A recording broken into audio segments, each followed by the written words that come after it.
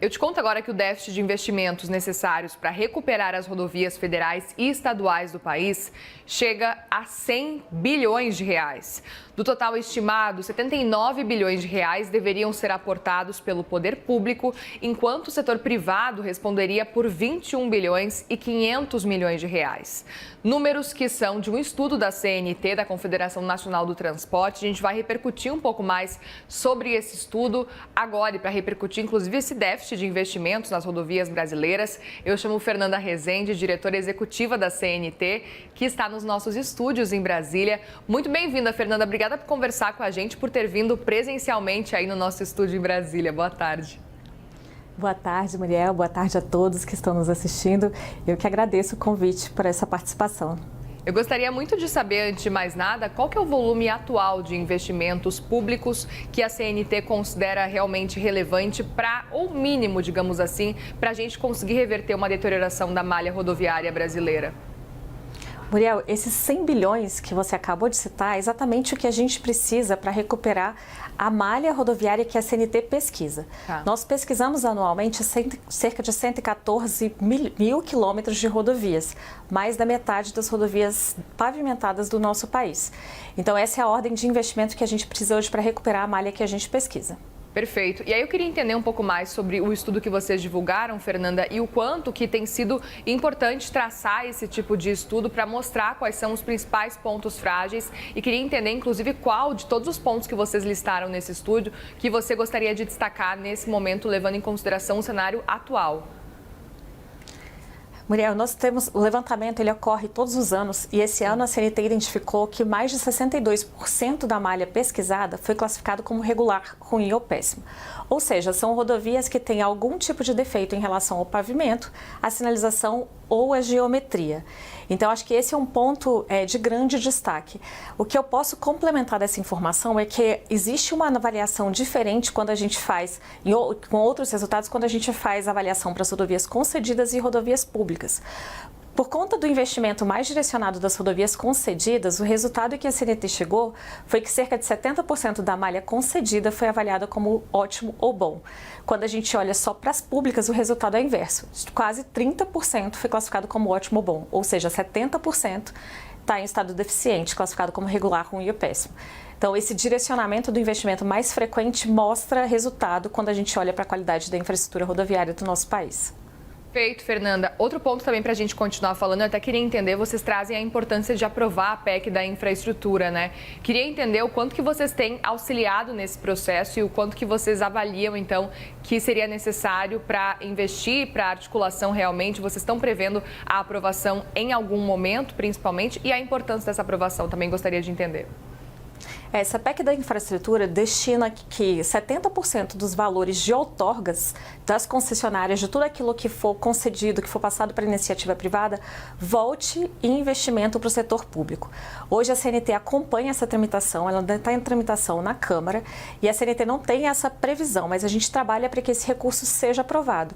Porque hoje, quando a gente olha para o governo federal, ele tem a capacidade de investir cerca de 15 bilhões por ano, enquanto a gente precisa de 10 bilhões. Então, a CNT faz diversos movimentos para ampliar a quantidade de investimento na infraestrutura rodoviária do nosso país.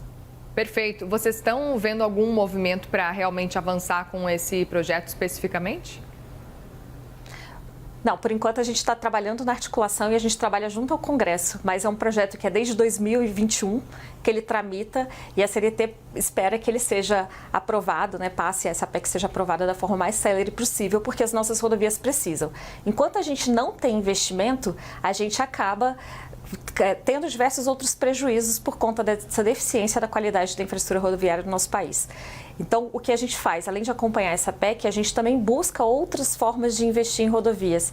A gente também pleiteia, por exemplo, fundos do FUNSET, que hoje são contingenciados e poderiam ser utilizados para reverter a situação da sinalização rodoviária, por exemplo. Perfeito. Até queria entender se o percentual mínimo de 70% das outorgas seria suficiente para atender as necessidades ou teria que ser ampliado no futuro.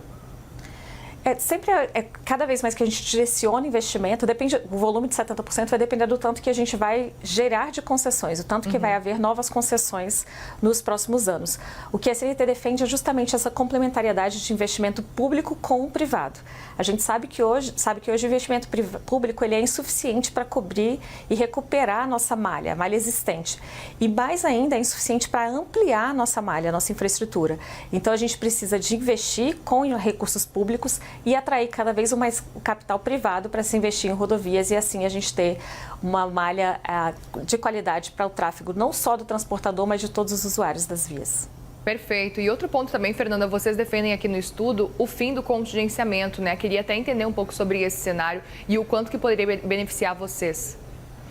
A gente passou diversos anos com cenários de contingenciamento fiscal. Então, 2022, nós tivemos o menor orçamento para investimento em infraestrutura em transporte no nosso país. 2023, 2024 e 2025, nós conseguimos chegar ali no governo federal, o governo conseguiu chegar ao montante de investimento superior a 15 bilhões de reais por ano.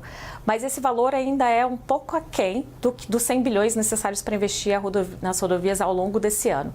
Então, o que a gente espera é que cada vez mais tenham recursos para se investir em rodovia, porque hoje o déficit é gigante e quando a gente não investe em rodovia, a gente acaba tendo custos operacionais para o transportador.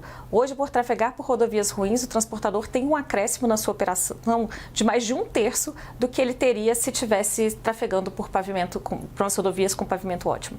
Vocês, inclusive, estão contando com a possibilidade, por exemplo, de um risco de colapso em algumas partes estratégicas, alguns pontos estratégicos?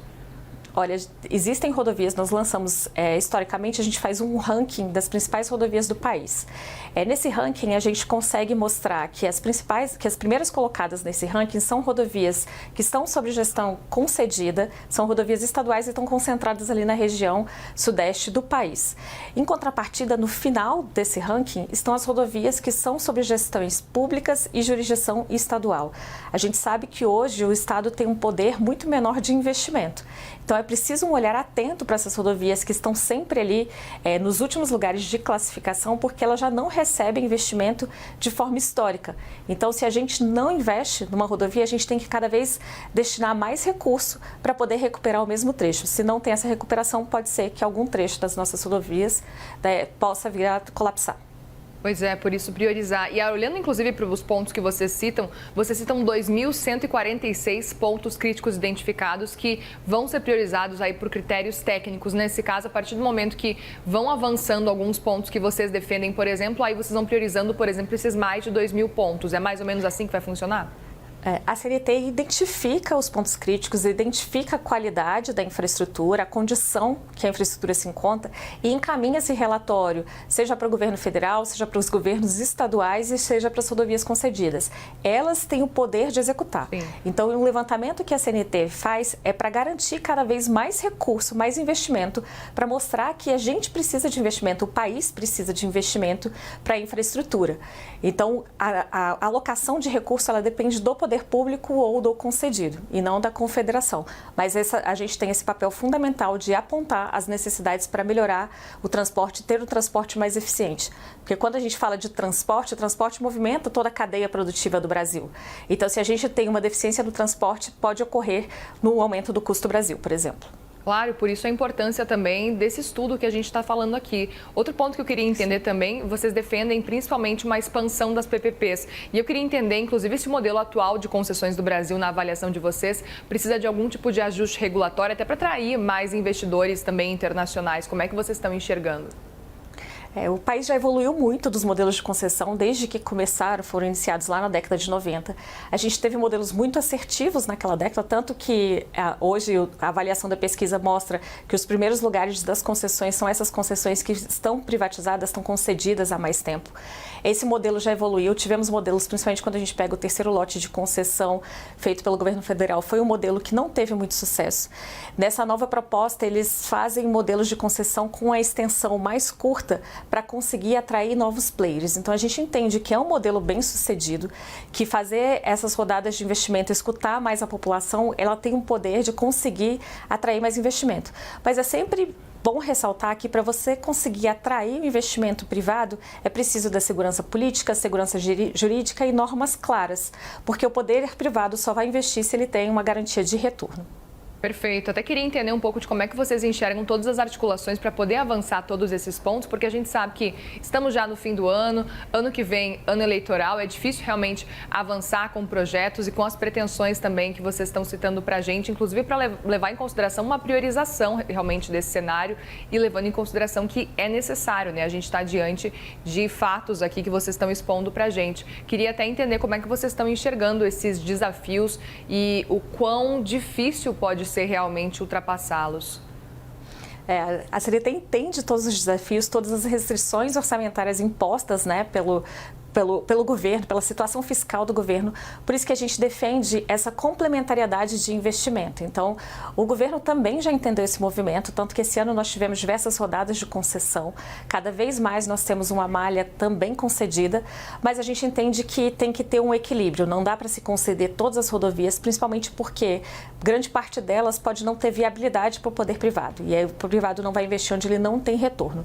Então, a CNT entende que todo movimento que é feito para se ampliar investimento em infraestrutura, como a gente viu nos últimos anos, ele tem resultado, gera resultado positivo, gera melhora na infraestrutura. E quando a gente fala melhora em infraestrutura, a gente reduz custo para o Brasil, reduz a condição de acidente, a probabilidade de acidente em nossas rodovias, né? Preservação de vida, quando a gente fala de melhoria da qualidade das rodovias do país. Perfeito. Até queria entender também a percepção de vocês com relação ao quanto que o nosso país ele acaba reagindo realmente a questões estruturais ou realmente a gargalos pontuais. A gente vai sempre cobrindo aquele buraco, tapando o buraco quando vai precisando. Como é que a CNT está enxergando também? Mariel, é justamente isso, né? Hoje a gente não tem recurso, o poder público ele não tem recurso. Então acaba que a priorização é justamente para aqueles lugares emergenciais ou para os lugares de maior fluxo. Então algumas regiões acabam sendo descobertas por conta desta falta de investimento. Então esse é um ponto a ser atacado, a gente tem que buscar diversas formas de atrair esse investimento. Então a questão como já foi falado, da PEC é uma opção, o FUNSET é uma opção, direcionar os recursos da integridade da CID, que é arrecadada quando a gente abastece o nosso veículo, para o investimento em infraestrutura também é uma saída. Emendas parlamentares, emendas que poderiam ser destinadas à infraestrutura rodoviária também poderia ser uma opção para tentar não só ficar ali apagando incêndio, né? Para de fato a gente traçar um plano de investimento robusto para o nosso país. Fernanda Rezende, diretora executiva da CNT, obrigada mais uma vez pela presença, inclusive por ir presencialmente nos nossos estúdios em Brasília, e volte sempre aqui para conversar com a gente. Eu que agradeço, estou sempre à disposição, eu e a Confederação. Obrigada, espero que com notícias melhores também. Com certeza. Obrigado. Obrigada.